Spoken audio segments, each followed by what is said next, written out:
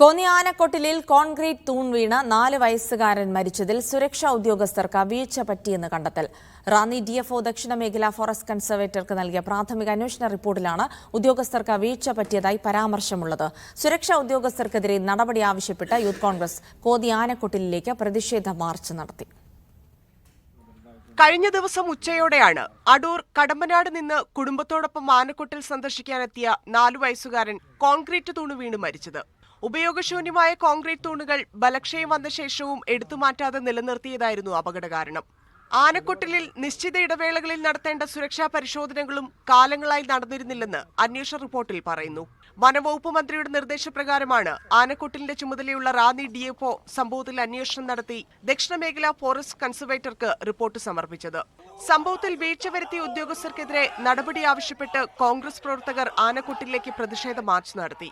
കുട്ടിയുടെ കുടുംബത്തിന് നഷ്ടപരിഹാരം നൽകണമെന്നും കോൺഗ്രസ് ആവശ്യപ്പെട്ടു.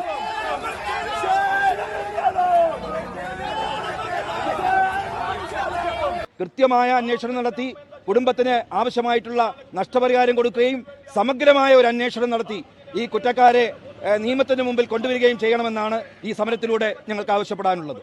അന്വേഷണ റിപ്പോർട്ട് ദക്ഷിണ മേഖല ഫോറസ്റ്റ് കൺസർവേറ്റർ തിങ്കളാഴ്ച വനം മന്ത്രിക്ക് കൈമാറും.